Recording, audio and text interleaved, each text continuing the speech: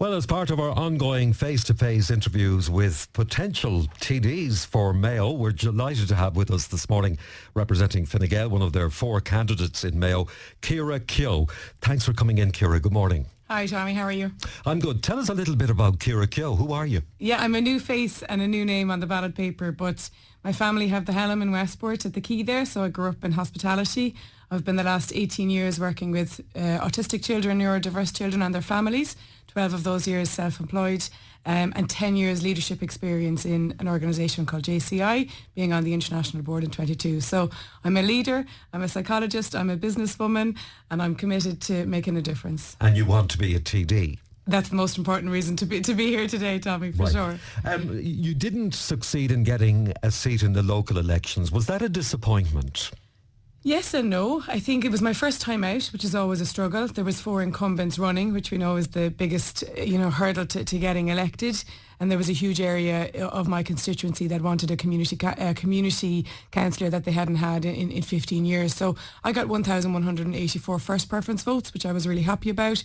Came very close to getting a seat. And I think with 2 Fine Gael councillors and past Fine Gael councillors running, I was really proud of myself. OK, lots of questions have come in, Keira, but one that is definitely dominating the questions this morning is the news last night that following that a meeting between Simon Harris and that lady in County Cork, the care worker Charlotte Fallon, which has gone viral, that particular video, that it's been announced last night that informal discussions are going to take place tomorrow between health officials and unions on the pay gap faced by staff in some organisations that are caring for people with a disability, which really was the subject of what Charlotte Fallon raised with Simon Harris in that supermarket the other day. And people are saying, look, for years, these care workers have been fighting for parity.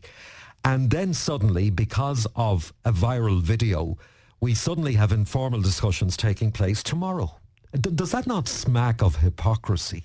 I don't think so, because there was a protest a couple of weeks ago on the Section 39 workers, and conversations took place then as well. And actually, Charlotte didn't bring up that particular case. She brought up in general disability services and supports, and I think for me personally it's one of my biggest whys for getting into politics. As I said, I'm 18 years working with neurodiverse children, so walking away from a career you love is really difficult. I also want to talk about Antishik Simon Harris, and I think he's been working incredibly hard for 7 months.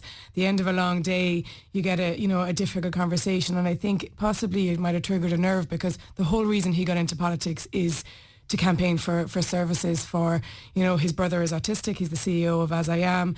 We have, a lot of mention of disability services in our manifesto. The first thing he did when he got into government was set up a task force. So I think he's hugely committed to people with disabilities, and so am I. So are you saying it's just a coincidence? No, I don't think it's a coincidence. I think that he actively listens to people and acts as quickly as he can on matters that are urgent. All right, as I say, there are lots of questions, and we'll go through them as best we can. Some very quick answers maybe on these. Will you support the Greenway from Belclare to Runa now that the on-road option is gone? I think this came up an awful lot of the local elections, and one of the things that I keep saying is there's very high emotions on both sides of the fence. I'm really glad to hear farmers and the community there are now really engaging with the County Council in consultation. The one thing I keep saying is if a land would be CPO'd and then sterile for future generations, I wouldn't support that, but I do support getting a Greenway, and helping to increase tourism and industry in the area. So is that a yes to that answer, that question? It's not a yes or a no. It's that I don't support CPO that would make the land sterile. But I think, I'm so happy that there's more engagement happening now in consultation between the County Council and the landowners. As you say, you grew up in a family business in the Wyatt Hotel in Westport, so you know how small businesses work, and you know how small businesses are feeling about this Fine Gael, Fianna Fáil Green government, that they have effectively ignored small businesses, the VAT rate and all that go with it. So why support government parties that have been so anti-small businesses? Well, as you say, Tommy, I grew up at the Helm in the Quay, so I have a business background. I myself have a small business. As I said, I'm a consultant. I have one member of staff. I don't agree that we've abandoned the business community. I think when you look at how we supported the business community during COVID-19, there was a 48 billion wage subsidy package. You have to look at the fact that the country is in full employment. Nobody's really talking about that. We have a 47% increase in employment since 2011. The VAT rate was disappointing to the hospitality sector, and obviously my family are included in that after the budget, but the Restaurants Association have welcomed our proposal to bring it to 11%, and also the PRSI rebate that's in our manifesto has been welcomed as well. So why are so many restaurants and hospitality-based businesses decided to close their doors in huge numbers? Yeah, I think, look, it's a struggle to be in business. It's a struggle to keep the door open. And I think with especially Donald Trump being elected in America, we have to do all that we can to support small and medium enterprises here. There is also some good news. You look at, we'll say the Towers in Westport recently closed, and that was covered by all of the papers. But that family then went and opened O'Malley's in town, and that wasn't covered. So, there was another, in Westport, another cafe closed at the top of the clock there. One closed one week and another one open the next week. So there are businesses opening as well. We have a new burrito bar there as well. So there are good news stories as well. Do you want more things done for small businesses? And if so, what would they be? The first thing that I would really look at doing if elected is pushing for a rates reform. It's one of the biggest things that come up for me when I'm visiting businesses locally, and I think pushing for a rates reform and even trying to push maybe to get local government back in, like the town councils, I think that's really has been detrimental. I think, having that local link, having democracy, having, a local link to democracy, we'll say, where people know exactly how to get things done quickly and who to turn to. I think we lost a little bit of that when they went to the county councils. You have been very active, I know, in the context of road safety. Unfortunately, we speak this morning as another young life was lost on Mayo roads last night on the N17 close to Claremorris. What are we going to do to change all of this? You're right, Tommy. I'm extremely passionate about this, and I first want to be really sensitive today in that we've lost another life last night on our roads, and I want to extend sympathy to all the friends and family of the deceased man. Nationally, we are down by 9 lives from this time last year, but Mayo is going against that curve. So Mayo, we have to do better together. I recently held a road safety meeting to try and get all the heads together. It is legislation. It is, I'm excited about the new average speed cameras that went in. Let's see how they do. I love the driver feedback signs that people are trying to win and slow down. But I think we also need to come together as a community and look at, when the smoking ban came in, that was legislation that stopped us smoking in bars. But now you don't smoke in your neighbour's house, you don't smoke in your neighbour's car, because there was a community shift. And another thing that I would like to see is virtual reality is huge at the moment.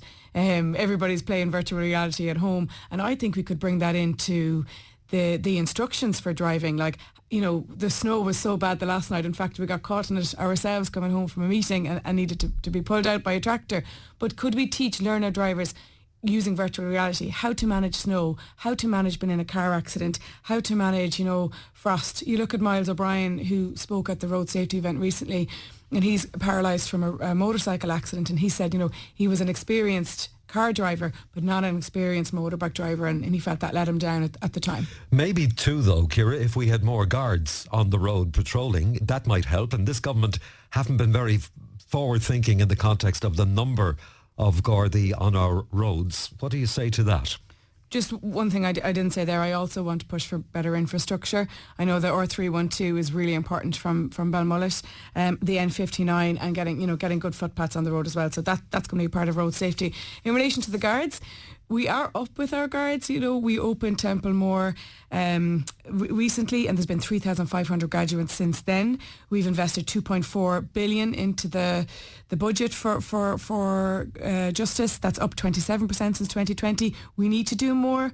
We need increased visibility, and we have invested 150 million recently to get that. And I think, yes, more guards on the road is important, but in general, more visibility overall. And I think it's exciting that we've increased the age to join the Guards now to 35, and we've increased the retirement age to 62. You haven't, however, mentioned consequences for people caught drink driving, drug driving, excessive speeding, using of mobile phones. A lot of listeners would say that unless we introduce really drastic fines and penalties for these kind of behaviours, nothing changes. Because if you hit people in the pocket, it always seems to strike that nerve. You know, Tommy, I'm a world debating champion, and there's always two sides to every story. You look at reducing speed limits, which is coming into place now on many roads, and on the doorsteps I'm getting people who are irate that think you bring down the speed limits, you're going to increase accidents because people are trying to overtake, other people want them brought down. You look, some people want minimum speeds in cars, some people don't want that. What do you want? Well, I think it's a combination, as I said. So I think, yes, you look at, using your phone while you're driving. I think, yeah, you should be hit with heavy penalties for that. But as I said, I think it's a combination between legislation and a shift in community and better infrastructure. Michael Ring is very much on your back in terms of support. He's said basically a vote for Keira Keogh is a vote for Michael Ring and his style of politics. Will you have an office in Westport the same as Michael if you're elected a TD? I don't think Michael Ring said a vote for me is a vote for his style of politics. He did say he's going to continue to support me and work with me if elected. Yes, I will try and I won't keep maybe his building because it's quite an old building and would need disability access. But absolutely, I have made that very clear to not just the people of Westport, but also anybody. You look, I've spent a lot of time down in Erris over the last few weeks. Anywhere Michael held clinics, I will hold clinics. Since the doors of Michael's office has shut, I've been inundated with people who have been working with him over the last number of years who are concerned who's going to take up my case now. And I'm saying to the people that if elected, I will continue to represent all of the people that Michael did. You don't have a background in farming. I mean, you come from a small business in Westport town, so you're a townie, and I don't say that in any derogatory way. But sometimes farmers treat politicians who come from a town base as not understanding anything about their requirements. I might be a townie because we have the Helm at the quay, but I also live in my granny's bedroom at the moment, and we have a hay shed there, and we always had bullocks, so I do have a little bit of experience. But I will say, yes, I had to immerse myself completely in agri issues since being selected as a local candidate and now a national candidate. I've done my very best to seek briefings from Minister Martin Hayden, Senator Tim Lombard, to visit all the sheep shows, the ploughing, recently met with the INHFA. So I'm doing all I can to support farmers. I think the biggest thing that's coming up is cutting red tape and making some of the schemes better. So acres was very frustrating for people last year. Fantastic that they're getting the support, but we need to make it more efficient. We need to fight when the new cap comes in. We need to make sure we're fighting to make sure we get a good portion of that. We need to fight to keep our nitrates to irrigation. And one of the things that I've got to know a lot is the sheep farmers, and a lot of them have been talking to me about how when they were growing up, they used to go when they'd shear the sheep and they'd get great price for the wool, and that would get them through the week. Now we're exporting our wool to be cleaned. Some farmers are even paying people to take away their wool. So I'd love to see prices for wool increased as well.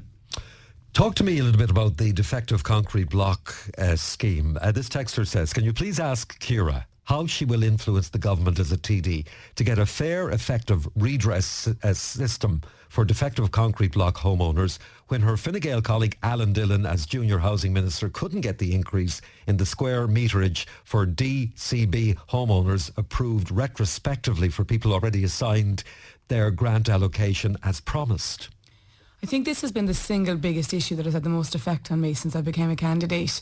It was something I would have seen on the news and in the newspapers. But once elected, I attended the meeting in Ballina last year. I visited the Carrottyg estate, and I recently attended a meeting down in Park Naquilla. And I know Crossmolina are very affected. The people who are affected by pyrite are not just affected financially, they are crippled emotionally. They're so stressed. There's some horrendous stories of, people who have since fallen into ill health and are afraid what's going to happen. One thing that I welcome is that in our manifesto we have committed to a full review of the scheme. And one of the biggest things I will be pushing for is, even though there has been improvements to the scheme over time, flexibility is needed. So if you look at Park Naquilla, their foundations are uncovered. So that needs to change. You look at pensioners who bought a house who now don't want to rebuild. They want to be able to sell with compensation intact for a buyer. So I think the biggest thing I will push for is flexibility in the scheme so that, when new situations arrive, we don't have to keep coming back making improvements. So that's what I commit to doing. IPAS centres. Do you know how many migrants or asylum seekers are based in Westport versus the rest of the county? I'm not sure at the moment of that exact number. What I do know is the government is moving away from an emergency response now to more state-led centres. I know that, coming from a tourist background, I know about 1,500 beds, have been used across Mayo, and I think we are very anxious to move away from that and move away from the emergency situation. One thing I will say is fast tracking is starting to work. Arrests are up at the airport now for people who are coming in without documents. Deportations orders are up 148%. So we're getting there, but I also think we need to be careful too about how we're treating our migrants who are here and contributing, because I know a friend of mine from Belgium, she's an accountant, but she's black-skinned. She's moving back to Belgium from the racism she's experiencing. I know of a business owner who has Creme in Westport who had to close early a couple of the evenings because he can't get staff. So we really need to be careful that we don't lose, hospital workers, sanitation workers, hospitality workers, and we remain to have, compassion towards the people who are contributing to our society while still working on improving our immigration system and making sure it's robust and fair and firm. But do you believe that Mayo have taken its fair share and that we've taken enough? I think we've taken a lot, and I think we've been very compassionate, especially with Ukrainians, and it's great to see Ukrainians now, I would say, moving out of hotels like Hotel Westport and working. I think we have really, really struggled, and it is time to move forward now to more state-led services. Okay, it's funny, sometimes it's the small things that can trip you up. A listener says, would you please ask Keira why she thinks it's okay to put up posters in the countryside when Westport have a no poster policy? So we have no poll posters in the Westport area, and we're actually outside of the tidy towns. I've liaised quite a bit with the tidy towns, and I was at a recent event of theirs and they're quite supportive of me. One of the things I will say is I was quite influenced in the local elections and afraid to put up posters because I didn't want to upset people, and I didn't get a seat. This time the stakes are so much higher. The responsibility on my shoulders to keep a TD seat that had been there for 30 years. The posters are only up for 3 weeks. The posters are working. People are recognising me on the doors. And I am sorry if they're annoying people. They'll be down very soon. But I really, really have to say in my second election, I'm seeing the benefit of them. We've used as little poll posters as possible. We've used more 8x4s that are with stakes and not with cable ties. And I've done my very, very best to not upset people, but get my name and face out there as a new candidate. Some more of the questions that are coming in, quite a few actually on this subject, and I don't know if it has come up on the doorstep for you, assisted suicide bill that is in the pipeline. What's your view on that? Yeah, I think there's some people have very, very strong values and religious views. My thinking on this is I haven't been in a situation where I've been given a life-altering illness or end of life diagnosis, and I wouldn't like to make that choice. I wouldn't like somebody to make the choice for me. So I think in this case, at a personal level, I would be pro-choice. But it's a huge debate. I know when my own dog was passing away recently, I was glad to have the option to help her pass without pain. So I understand why so many people want this to come, but I also understand that some people are, deeply religious and it goes against their beliefs. But if it comes to voting for it, would you support an assisted suicide bill if all of the regulations in the bill in place were watertight and from a conscious perspective for you that you could consciously vote for? I think it would be remiss of me to comment on something that isn't complete and I haven't had time to read, because I could say something now and I don't know what the bill will look like. I think anybody voting on something like this, no more than the bills that have passed in referendums in times gone by, you have to have it in front of you and you have to be able to read it thoroughly before you make up your own mind. All right, let's turn to housing. We know the rents across Mayo are extremely high, and in particular in Westport. I mean, buying a house in Westport now is just completely out of the range of, definitely young people and also middle-income families as well. And finding a place in Westport or anywhere in Mayo at this stage is almost impossible. This is probably one of the big thorns in the Fine Gael, Fianna Fáil Green coalition that has not been solved. Yeah, I think the first thing that I'll say to people is I understand this struggle. I live in my granny's bedroom currently. I'm a single self-employed lady, so it'd be very difficult for me to get on the housing ladder. And also when I was looking to rent, it's impossible when you have a dog. So there's a lot of issues. So I just want to firstly say I really empathise with people here. But to look at what we're trying to do, we're trying to build as fast as we possibly can. We are on target, hopefully, to hit almost 40,000. We might come just a tiny bit short, but 40,000 houses in 24. We're hoping to hit 60,000 then and 300,000 houses by 2030. We have to look at, why are we in this situation when in 2011 we had ghost estates? You have to look at COVID-19 when the construction industry stopped. Maybe that was a mistake. Maybe we should have kept it going, but we didn't know what COVID was at the time. We have to look at the crash that happened, as I said, when we had ghost estates. We look at the amount of construction workers we lost to places like Australia. And I think this is everybody's single biggest issue and single biggest priority for us as a government. One of the things that we will do to get construction workers up is target 12,500 new apprentices every year up until 2030. We've done things like increasing the tax credit, introducing the rent-to-ruin scheme, vacancy schemes, dereliction schemes, and now in the manifesto, one thing I know will be really welcomed by urban centres is a new over-the-shop grant of 100,000. So look, it is the biggest issue, but it's definitely the government's biggest priority. I can't confirm this, but one texter says affordable housing going on sale in Westport at nearly €400,000. What's affordable about that? I think affordable housing is the biggest thing that we need to do. At the moment in Westport there are only 5 affordable houses. I was delighted to see that 5 were announced, but I'd love to see that at 500. But at 400 grand?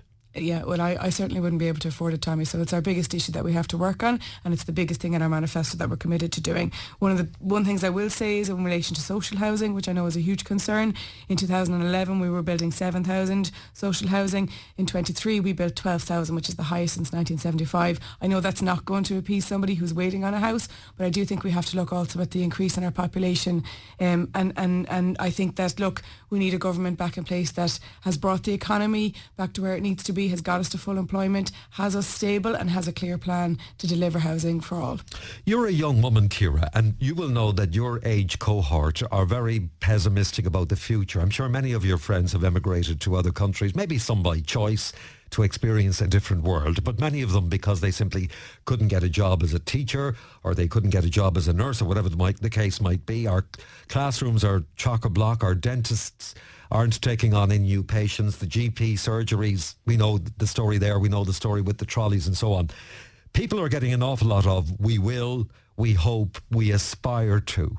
But nobody ever says, look, for the last 5 years, this is where we've failed. And sometimes honesty can be a really good characteristic.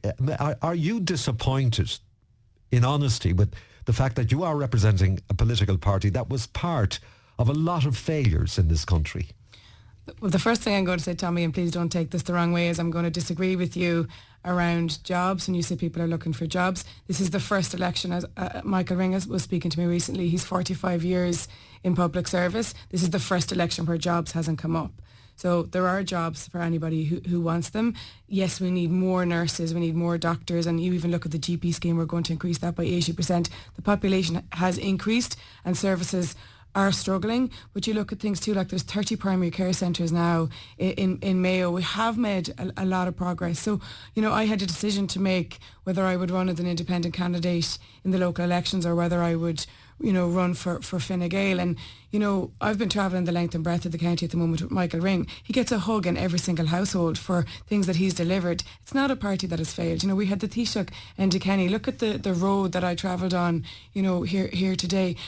We have a lot to do, and I have empathised, and I do feel empathy because I'm in similar situations with people who are, struggling to get on the housing market, struggling with the cost of living. But we do have to look at the progress we've made as well, and when I meet with people on the doorsteps, by and large, most people are happy at the moment.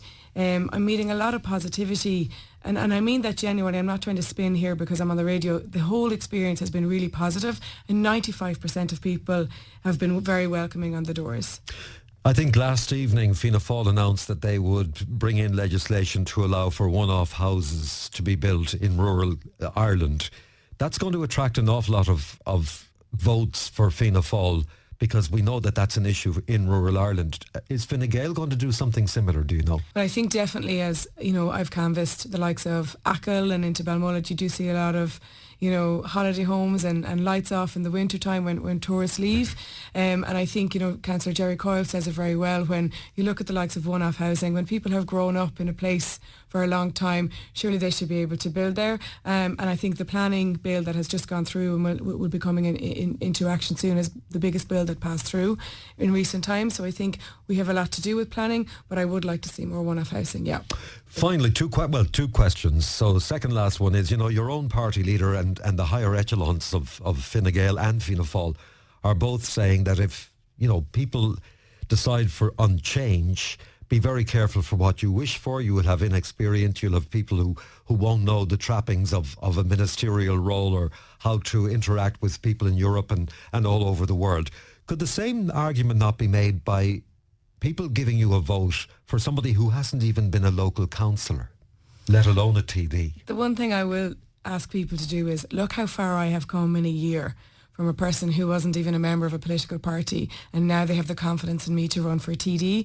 I have knowledge now on so many things that I often say it's like doing a PhD when you're running for TD as a first-time candidate, where you could be asking me about nitrates derogation, or you could be asking me about pyrite, or you could be asking me about health, and I'm able to answer you competently today. And although I might not have been a local councillor, I have been a businesswoman, I have been an international leader, I know how to debate, I know how to advocate. I've been advocating for the kids that I've worked with for the past 18 years. I'm an incredible hard worker, and wouldn't you say I have the best coach in the whole country if I get elected? Well, very few would dispute that. So finally, your 45-second message to the electorate of Mayo. If you're listening at the moment, please consider giving me your number one vote on Friday. I am so driven and ready to fight and advocate for the people of Mayo. I need one chance to get in and show you that, yes, I have big shoes to fill in trying to keep the seat that Michael Ring had for 30 years, but I'm ready, I'm capable, I'm able, I'm in it for the right reasons. I will fight for disability, for road safety. I will support the farmers, the business community, and housing and health will of course be my top priorities. Please, if you're undecided, please consider giving me your number one vote on Friday. I'm very close, but I need your help to get there. Keira Keogh, Fine Gael candidate in the Mayo constituency on Friday. Thank you so much for coming in. Thank you, Tommy. And the best of luck. Tomorrow morning, as part of our debates, this is our last debate tomorrow morning, Joe Daly of People Before Profit will be joining us on our final debate tomorrow morning.